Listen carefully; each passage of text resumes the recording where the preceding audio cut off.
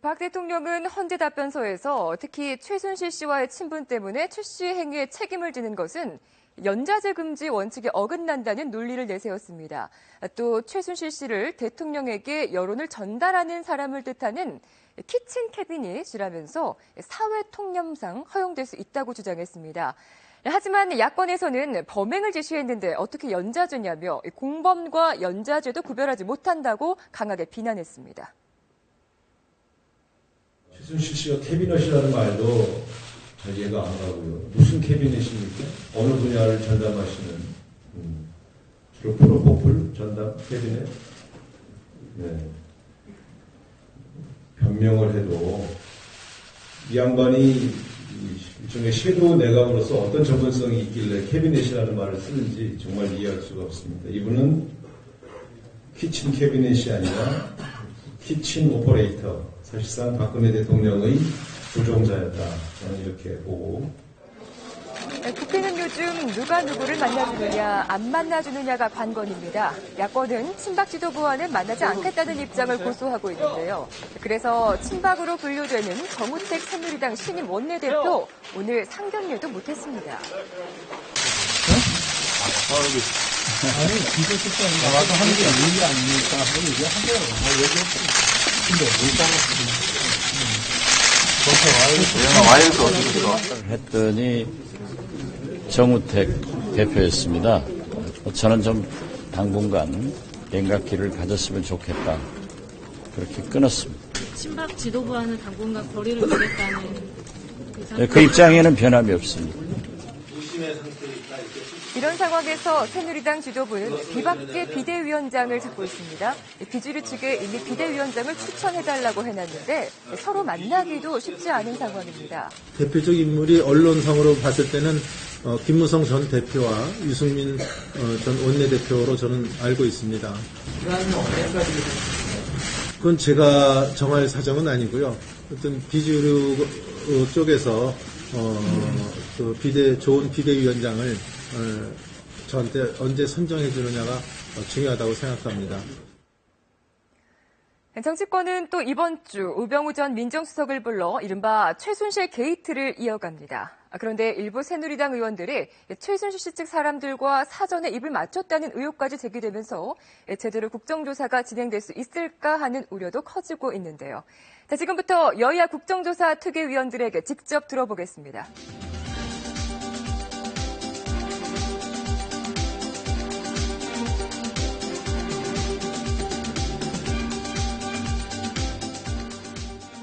최순실 게이트 국정조사 특위 새누리당 이혜훈 의원, 국민의당 김경진 의원 자리해 주셨습니다. 어서 오십시오. 안녕하세요. 바쁘시죠? 오후에도 특위가 열린다고 하는데 네. 바쁜 시간 내주셔서 고맙습니다.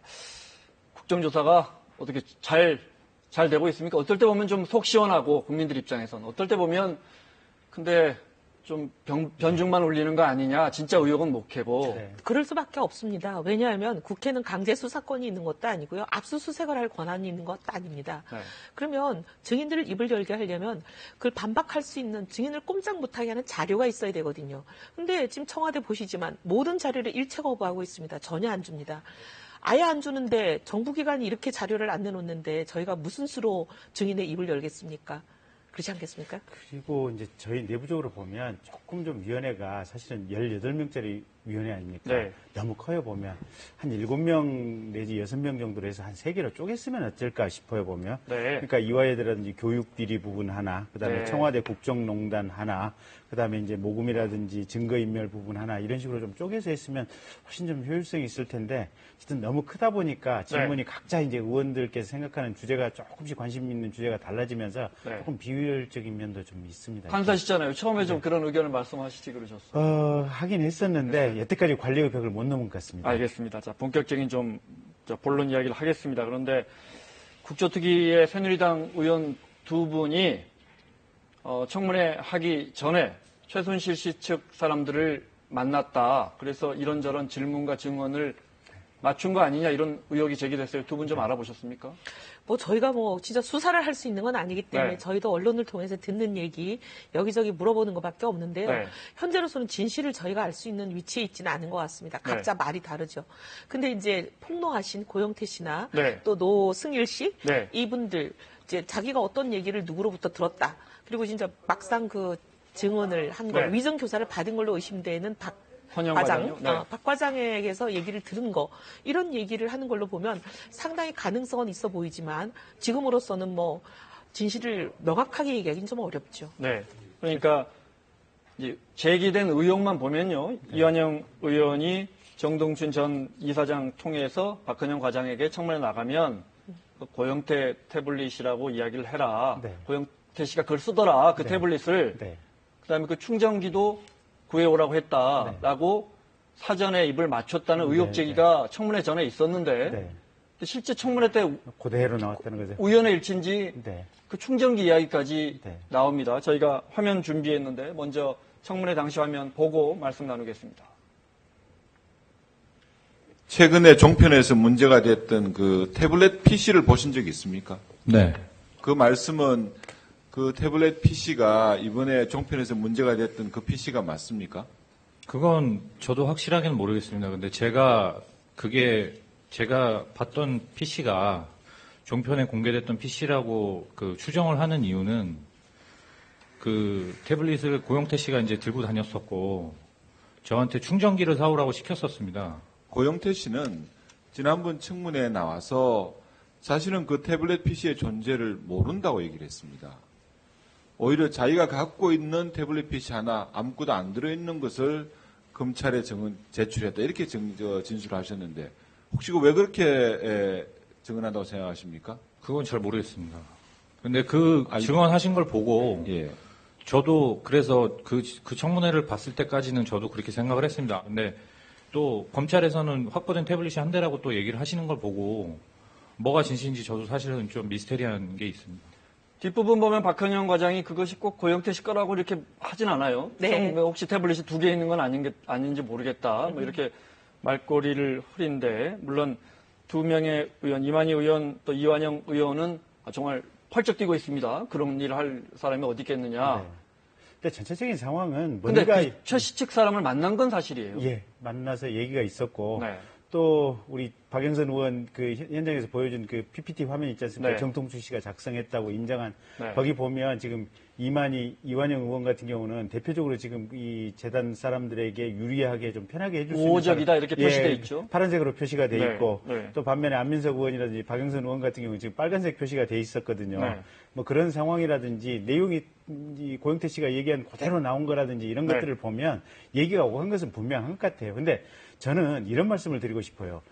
이게 지금 이 상황에 집중을 하다 보면 사실은 배가 산으로 가는 겁니다.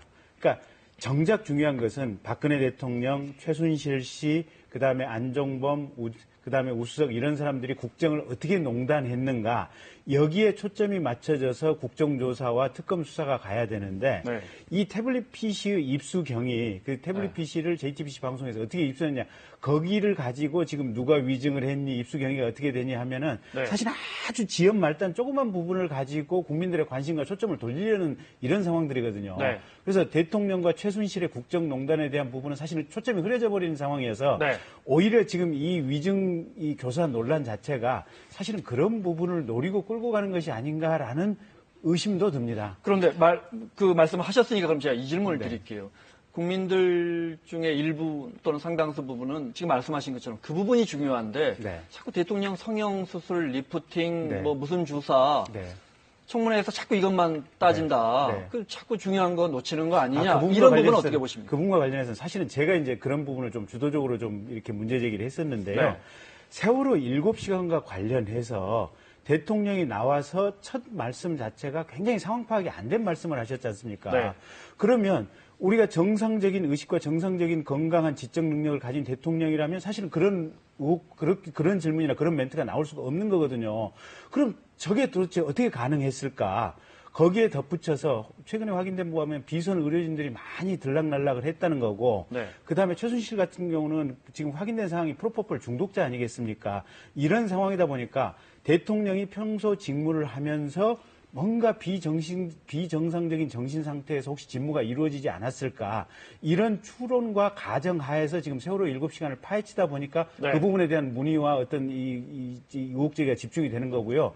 그 자체가 사실은 본질적인 관심은 아닌 것입니다. 그러니까 그러면 그렇게 할 만한 네. 이유가 있어서 그렇게 하는 거죠. 알겠습니다. 그러면 저 문제가 된 야권에서는 오늘 민주당에서는 두 의원분들은 특위에서 빼자고 하나 본데 어떻게 되는 겁니까? 근데 이제 이게 검찰에서는 넘겨서 확실히 수사를 하고 진실을 규명하는 게 좋다고 생각합니다. 네. 아까도 얘기 나온 것처럼 이것만 가지고 계속 5차 청문회를 이 논란으로 위증교사 네. 논란으로 이 아까운 시간을 다 보내버리면 네. 진짜 규명해야 될 우병우 문제, 그다음에 뭐 이성한 네. 미르재단 총장이 나와서 도대체 이 재단이 어떤 목적으로 설립된 것 같은지 여러 가지 단서를 얻을 수 있는 증언들을 들어야 되잖아요. 네. 왜냐하면 정말 대통령이 말씀하신 대로 문화융성이라는 공익사업을 위한 재단이었는지 아니면 설립 자체부터 어떤 지시가 있었는지 재단의 운영자금과 소위 그 기본 재산을 어떻게 배분하라 그랬는지 이런 게 굉장히 이 자금이 쌈짓돈이 될 가능성이 있었던 건지 공익사업에 온전히 쓰일 목적이었는지 네. 판가름할 수 있는 중요한 단서들인데 그런 단서를 들어야 할 청문회가 네. 잘못하면 위정교사 논란으로 그냥 다가버릴 수가 있는 거거든요. 네, 네. 그래서 저는 이거는 빨리 그냥 검찰에 넘기고 네.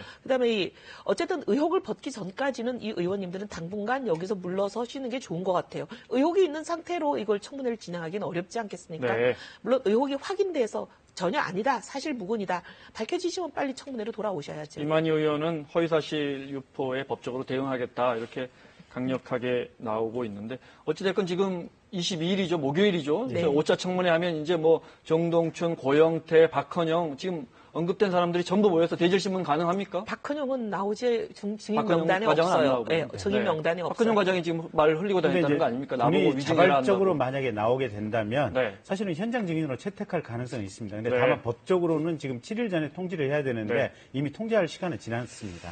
알겠습니다. 지금 그럼 말씀하신 것처럼 자, 중요한 이야기 여쭤보겠습니다. 일단 5차 청문회 우병우 전 수석이 나옵니다. 예, 두 분이 아마 근데 나오는 것도 확실하지는 않은 것 같은데 왜냐면 본인이 안 네. 나간다고 얘기한 적은 없다 이렇게 얘기한 거 아니에요? 그래요. 예, 하여튼 이것도 언론에 두고 봐야 됩니다. 보도된 바로는 지금 국민들은 나올 그날 걸로 우병우 기대하고 전 있죠. 수석 얼굴을 좀 보나 이렇게 보고 있습니다.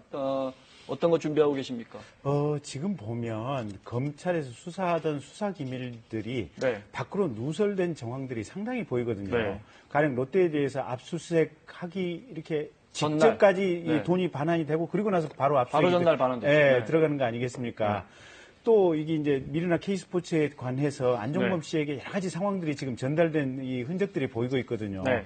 그러면 그런 상황들은 도대체 어디서 흘러나갔을까? 네. 추정하는 건 결국 민정수석실이라고밖에 추정이 안 되거든요. 그래서 그런 내용들을 가지고 물어볼 생각입니다. 이 의원님은 저는 우병우 전 이제 수석께 우병우 네. 수석께서 보면은 이제 민정수석실이 주도가 돼서 최순실 이 게이트에 대한 미리 사전 대응 지침도 만들고 네. 사전 대응에 대한 여러 관련된 사람들 좀 교육도 시키고 이런 정황들이 많이 포착이 되고 있어요. 네. 예를 들면 뭐 뭘 파기해라 문서를 또 네. 핸드폰을 어떻게 처리해라 이런 여러 가지 좀 의혹들이 제기되고 있는 거잖아요. 네. 그럼 민정수석이 어떻게 보면 이 최순실 게이트 사태를 덮는데 오히려 컨트롤 타워 사령탑의 역할을 하지 않았느냐 네. 이 부분을 집중적으로 추궁할 생각입니다. 강 의원이 지금 말씀하신 것 외에 또 최순실 씨와의 관계 왜 장모가 골프를 치고 뭐 우연의 일치인지 그러고 나서 민정수석 비서관이 됐는지 이런 부분도 언급이 되겠죠. 그리고 초기에 그러니까 벌써 한 1년 반 전인데요. 네. 특히 정윤회 씨 사건 나왔을 때 네. 그때 우병우 씨가 어떤 역할을 했었는지 네. 그때도 사실은 우병우 씨가 배우에서 많은 역할을 해서 그 보상으로 민정수석으로 승진했다는 얘기가 많거든요. 네. 그래서 그런 부분도 좀 따져봐야 당시 됩니다. 그때 보면은 이제 한경희가 있었고 최경희가 있었는데 한 분이 이제 자살한 걸로 처리가 되잖아요. 네. 그분과 관련해서 어떻게 보면은 약간의 진술이나 이런 네. 위증을 의심케 네. 하는 여러 가지 이제 민정수석실의 그 행보들이 잡히는데 그게 네. 과연 우병우 수석과 관련이 있다라고 많은 사람들이 생각하잖아요. 우병우 수석이 지시했을 것 같다. 이런 의혹들이 있는데 이런 의혹들도 짚어봐야죠. 정작 민주당에 가 있는 조홍천 의원이라든지 박관철 경정 청문회 나왔는데 사실 지금 이 의원님 말씀하신 거 그런 거 정말 민주당이나 야권에서 제대로 좀 확인할 것 같았거든요. 네, 네. 사실 나온 게 없습니다. 박한천 그날 안 나왔어요. 박한천 증인이 안 나왔습니다. 네, 출석을 안 했습니다. 그렇군요. 출석을 안 하니까 대부분이 지금 보면 네. 전체 증인이 뭐 한 100명 가까이 되지만 네. 그 100명 가까이 중에서 3분의 1이 아예 안 나오는데 네. 숫자가 중요한 게 아니라 이 3분의 1이 모두 키를 쥐고 있는 키맨들 핵심 증인들이 안 나오고 있는 거예요. 네. 나머지 3분의 2는 나와봐야 네. 주변 머리에 어떻게 보면 변두리에 있는 분들만 나오시기 때문에 진실 규명이 부족해요. 네. 이 증인들로는. 진짜 저희는요. 네. 안종범 씨, 최순실 씨 당연히 나와야 되고 그다음에 이영선 행정관, 네. 윤전추 행정관, 네. 그다음에 그 독일로 파견 갔던 승마협회 박경호 감독인가 그 네. 감독님. 뭐 생계 때문에 못 나온다. 예. 네. 이런 분 몇 분만 나와서 진실대로 얘기를 해준다면 네. 전 국민이 대통령이 어떤 상태에 있는지, 어떻게 네. 직무를 했는지, 또 삼성이 어떤 내용을 어떻게 썼는지 이런 부분을 그냥 소상하게 할 수 있을 것 같습니다. 알겠습니다. 생계 때문에 안 나온다는 건 말이 안 되는 게요. 하루에 얼마 버시는지 모르겠지만 네. 벌금이 1,000만 원이 넘는데 그보다 더 버시는지 여쭤보고 싶어요. 네, 그렇군요. 네. 알겠습니다. 최순실 씨 이야기 좀 해보겠습니다. 오늘 뭐 예상과 달리 1차 공판 준비 기일 출석했습니다. 저희가 화면 준비했는데 화면 먼저 보겠습니다. 오늘 중앙지법 대법정에 출석하는 최순실 씨의 모습입니다. 마스크를 벗은 모습을 우리 국민들이 처음 보는 것 같습니다. 지금 이제 좌석에 앉고 있고요. 네, 이경재 변호사와의 안내로 좌석에 앉기 전에 최순실 씨의 모습입니다. 오늘 거의 모든 공소 사실을 부인한 것으로 알려지고 있습니다. 저 법정은 지금 피고인석에 앉아 있는데요. 네. 저 법정은 과거에 이제 전두환, 노태우 전 대통령이 재판을 받았던 그 서울중앙지법의 대법정입니다. 김 의원님 검찰 출신이시니까 뭐 공판 준비 기일이라는 게 뭐고 왜 오늘 안 나올 것 같았는데 왜 나왔을까요? 그러니까 이제 공판에서 네. 뭐랄까 일종의 사전 요약 정리하는 작업입니다. 네. 인정할 것은 인정하고 부인할 것은 무엇인지를 분명히 가려가지고 네. 부인할 대상 같은 경우는 그중에서 어떤 부분을 부인하는지를 축약을 시켜서 네. 그 부분만 집중적으로 조사하기 위한 사전 전 단계의 준비 절차를 오늘 이렇게 연 건데요. 네. 사실 오늘 안 나온 사람들은 대부분 아마 법정에서 자백할 가능성이 크고 오늘 나올 사람들은 법정에서 끝까지 법정 투쟁을 해보겠다. 네. 그 가능성이 있다고 읽히고요. 네. 최순실 씨 같은 경우는 지금 공소사실을 전면적으로 부인했다는 거 아니겠습니까? 제 느낌에는 대통령하고 여전히 어떤 방식으로든지 간에 연락이 되고 있고 본인의 형사재판을 길게 끌으면서 네. 탄핵재판도 이 형사재판 봐가면서 결정을 해야 한다라는 논리로 탄핵재판도 최대한 길게 끌어가기 위한 방식으로 아마 부인을 하지 않나 싶습니다. 네. 알겠습니다. 그런데 남은 청문회는 아마 안 나올 것 같습니다. 안 나오겠죠. 그죠? 네. 김성태 위원장이 지난주에 그 자리에서 안 나오면 구치소라도 한번 찾아가 볼 생각이라고 하셨는데 이 가능한가요? 위원회가 결론을 내리면 그렇게 의결을 하면 가능하죠. 네. 그리고 이제 위원회가 구치소로 가서 만약에 청문회를 한다면 네. 뭐 방송이나 이런 것도 위원회 의결에 따라서 방송할 수 있는 거죠. 네. 그런데 구치소 안에 물론 뭐 접견실 뭐 네. 이런 데에서 방송 카메라도 뭐 결정하면 들어갈 수 있을까요? 그게? 네, 그렇습니다. 워낙 면회할 수 지금 있는- 우리가 겪어보지 않은 일들이 일어나서 면회할 수 있는 장소와 공간이 있잖아요. 그런 데서 하겠죠. 뭐. 예. 네. 법적으로 문제 없습니까? 저쪽 법적으로 문제 없습니다. 이건 네. 국회가 결정해야 제가 되고 여쭤보는 건 중계하는 거. 중계하는 것도 가능합니다. 네. 그러니까 이 중계 카메라가 들어가서 네. 교도소 내를 샅샅이 비추고 그러지 다니는 것이 않겠습니다. 아니고 네. 그 현장 상황만 비춰주는 것이기 때문에 네. 충분히 가능한 일입니다. 네. 관심을 모으고 있는 또 다른 증인이 조여옥 대위입니다. 세월호 참사 당시에 4월 16일 날 청와대 근무했던 간호장교입니다. 조여옥 증인 통해서는 어떤 걸 좀 밝혀야 합니까? 그날 세월호의 당일날 네. 조혁 대가 뭐라고 이제 의미심장한 말을 했냐면 네. 대통령이 태반 주사나 프로포필이나 이런 거를 맞았는지 물어봤을 때 네. 안 맞았다라고 얘기를 안 하고 이건 의료법 관련됐기 때문에 대답을 할 수가 없다 그랬거든요. 네. 근데 나중에 또 뭐라 그러냐면 아닌 걸 아니라고 하는 거는 의료법에 위반이 안 된다. 근데 아닌 걸 아니라고 할 수 있는데도 굳이 아니라고 얘기를 안 하고 네. 의료법상 얘기할 수 없다고 하고 얘기한 것은 이거는 뭔가 강력하게 있었다는 것을 시사하는 걸로 읽히는 부분이에요. 네. 그러니까 이런 부분도 좀 물어봐야 되고, 일단 본인은 그날은 관저에 의료 행위를 목적으로 관저에 간 적이 없고, 네. 대통령도 의무동에 온 적이 없다. 네. 라고만 얘기를 했지, 진짜 의료 행위나 뭐가 관련된 미용이 관련됐든 뭐가 네. 관련됐든 의료 행위가 있었는지 없었는지는 모르는 거예요. 왜냐하면 본인은 거기에 참여 안 했더라도 다른 사람이 밖에서 와서 비선 치료가 있었다면 이 조혁대의 증언과는 불일치하는 건 아니거든요. 네. 모순이 생기는 건 아니기 때문에 조혁대가 알고 있는 만큼만 밝혀도 상당히 여러 가지 가능성이 또 열리는 부분이 있다고 봅니다. 네. 그러니까 이제 저희가 궁금한 것은 대통령이 4월 16일 날 어떻게 보면 정상적인 정신 상태에 있었느냐 이제 이런 부분이 하나 궁금한 거고, 두 번째는 평소에 대통령 신체에 관한 의료 행위가 말 그대로 청와대 주치의 자문의 그다음에 이 경호실 산하에 지금 군 의료진으로 이루어진 의무실 여기서 정상적으로 이루어졌는지 네. 아니면 밖에 있는 비선 의사들이 와서 정상적인 의료하고 상관없이 이루어졌는지, 그리고 이런 비정상적인 의료가 있었다면 거기에 대한 통제나 관리는 어떻게 됐는지 네. 그 부분을 조혁대기가 상당히 많이 알고 있을 것으로 저희는 그렇게 추정을 하고 있습니다. 네. 그래서 출석하면 그 부분 집중적으로 물어볼 생각입니다. 일단 출석한다고 지금 의사를 귀국을 밝힌 것 했으니까. 같은데. 네, 그리고 귀국을 네. 이제 한다는 거니까. 네네. 네. 알겠습니다. 대통령 답변서, 헌재 답변서 질문 좀 드리겠습니다. A4 용지 25쪽 분량. 이건 뭐 원래 공개 안 해야 되는데 공개했느냐 뭐 이런 이야기도 나오고요. 대통령 변호인 측에서는요. 오늘 보니까. 몇 가지 저희가 CG로, 그래픽으로 준비했는데 박 대통령은 먼저 세월호 그날 당시에 정상 근무했다라는 입장이에요. 해경 안보실 통해서 피해자 구조에 최선 다하라고 지시했고 대규모 인명피해 정황이 드러나자 신속하게 현장 지휘했다. 사실 이 부분은 청와대 홈페이지에도 그날 그 7시간 반 동안 박 대통령이 어떤 일을 했는지 사실 공개된 내용을 어떻게 보면 이제 되풀이한 건데 이 부분 어떻게 보십니까? 저는 이제 국민들이 제일 의아하게 생각하는 거는 8시 45분에 세월호가 이제 사고가 났는데 5시 15분에 대통령이 이제 재난대책본부에 오시는 거 아니에요? 네. 오셔서 한 첫 마디가 애들이 배 다 구명조끼를 입고 있었는데 왜 못 건지냐? 이거는 그날 상황을 TV라도 한 번이라도 봤으면 나올 수 없는 발언이잖아요. 하루 종일 생중계가 됐고 모든 국민이 그날 거의 생업을 접고 TV 앞에 앉아 있었는데 네. 생중계로 보여주는 상황을 세월호 상황을 한 번이라도 봤다면 학생들이 구명조끼 입고 있었는데 어떻게 못 구하냐 이런 말씀을 어떻게 하실 수 있었을까? 그러니까 이 많은 국민들이 이 청와대가 얘기하는 소위 몇 시에 보고를 받고 몇 시에 지시를 하고 이거를 정상적인 근무했다고 믿기가 지금 어렵다. 국민들의 이게 의혹이거든요. 네. 이게 풀려야죠. 그러니까 최선을 다해서 직무를 수행했다고 하시는데, 네. 아니, 김장수 실장 얘기에 의하면 집무동에 있었는지 관저에 계셨는지도 자신은 파악을 못했다는 거 아니겠습니까? 양쪽으로 팩스를 양쪽으로 보냈다. 다 넣고 네. 그걸 읽어봤는지도 사실은 본인은 모른다는 거 아니겠습니까?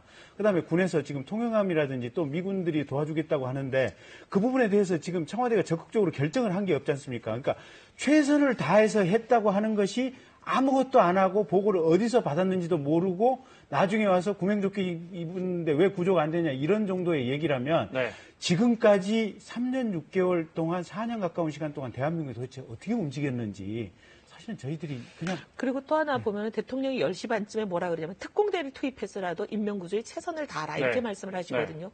근데 그날 12시경에 이미 우리 특전사에 해당하는 해군의 UDT도 도착을 했고 네. SSU도 도착을 했습니다.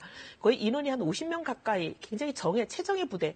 사실 UDT는 보면 그 서해 회리호 때 네. 활약을 한 거는 세계 해난 구조사에 거의 기적으로 남아있는 거의 모든 사람을 다 찾아낸 거 아닙니까? 이런 어마어마한 기술을 가진 그 해군이 도착을 했는데도 해경이 물에 들어가지 못하게 통제를 하는 바람에 못 들어갔어요. 근데 이런 일이 있는데도 대통령은 그걸 전혀 모르고 계셨어요. 이게 정말 너무 황당한 거예요. 알겠습니다. 어제 대통령 이제 공개된 대통령 답변서를 보면 미르와 K스포츠재단 같은 경우에 기업들이 이제 자진해서 돈을 냈고 설령 거기서 누가 돈을 뺏으려고 해도 그것이 이제 정부 감사 대상이기 때문에 1,000원짜리 한 장도 다 보고돼 있다. 이게 어떻게 사유화가 되느냐. 지금 화면에 나가고 있지만 실적을 공개하기 때문에 감사받아서 이게 최순실 씨든 누구든 사유화가 불가능하다. 이런 입장을 밝혔거든요. 근데 저는 조금 이해가 안 되는 게 지금 보면 이 재단을 운영하는 소위 재산의 배분, 예산의 배분 이런 거를 보면 상식적인 구조하고는 너무나 다른 기형적인 구조거든요. 예를 들면 기본 재산은 20%밖에 안 되고 유동 재산을 80%를 해놨다는 거는 네. 이거는 언제든지 마음만 먹으면 그냥 돈을 빼갖고 갈 수 있는 구조고요. 근데 미르 재단의 경우는 보면 사업비를 쓴 게 거의 없어요. 원래 문화융성 사업을 네. 하겠다고 만들어진 재단이면 사업비를 써서 써야죠. 근데 사업비는 거의 쓴 게 없고 지금 보면 운영비, 사람 인건비 이런 것만 짠뜩 썼거든요. 이거는 정상적인 구조가 아니라 기형적인 구조예요. 그리고 지금 여러 가지 의혹이 나오는 걸 보면 독일에 설립됐다는 최순실 씨 소유의 회사들, 네. 그 회사들을 지원하려고 하는 의혹들이 있었고 문제는 이 성사가 되기 전에 어떻게 보면 이 사태가 터지는 바람에 중단이 된 거 아니겠냐 이런 의혹들이 많잖아요. 네. 사유화의 여러 가지 의혹을 갖게 하는 부분들이 너무 많죠. 그러니까 네. 박병원 경총 회장이 그냥 목 비틀어가지고 빼뜨려 갔다고 공개적으로 얘기를 하셨지 않습니까? 보면. 회의에서 이야기. 예. 네. 심지어는 이게 일부 기업 같은 경우는 너 얼마 낼래? 그래서 70억 내라. 나 그 70억 없으니까 30억만 내겠다. 재단 관계자하고 기업하고 서로 줄다리기 협상을 하는 거 아니겠습니까? 그게 어떻게 자발적인 나쁩니까? 네, 예. 알겠습니다. 지금- 하나만 더 여쭤볼게요. 예, 답변서에 눈여겨볼 부분이 있습니다. 답변서에 노무현 정부 당시에 삼성이 삼성꿈 장학재단 만들면서 8천억 원 사재 출연하니까 친노 인사들로 채웠지 않느냐. 사실 그때와 뭐가 지금 다른 거냐. 그때 삼성은 삼성 에스파일이라는 사건이 터져가지고 네. 사회적인 비난이 엄청나게 셌어요. 김영철 변호사. 예, 때문에. 그래서 이제 그 비난을 좀 피해가려는 여러 가지 이제 방안의 하나로 네.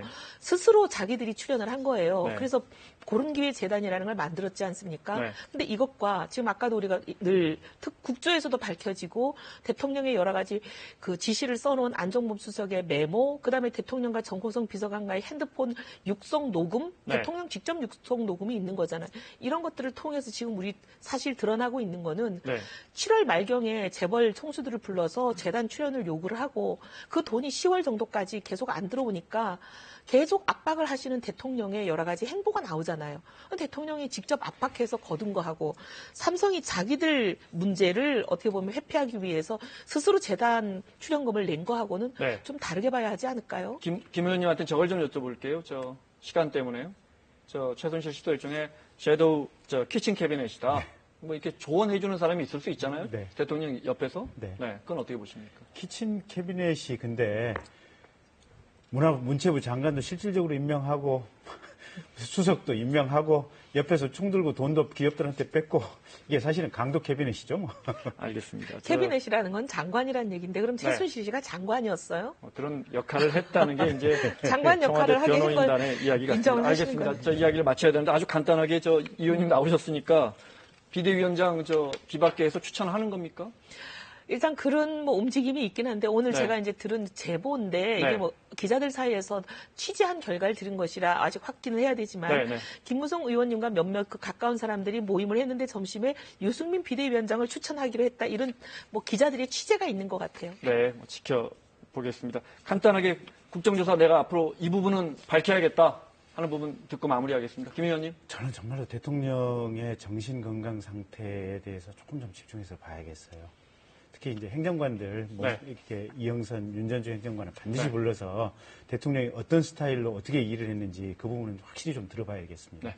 근데 이게 이제 대통령 혼자만이 하신 게 아니라 민정수석실 이런 공직자들도 여기에 공범으로 가담을 해서 실질적으로 어떻게 보면 주범의 역할을 한 부분들이 많은 것 같은데 그런 부분들도 다 낱낱이 파헤치고 싶습니다. 알겠습니다. 새누리당 이혜훈 의원 또 국민의당 김경진 의원과 함께했습니다. 고맙습니다. 고맙습니다.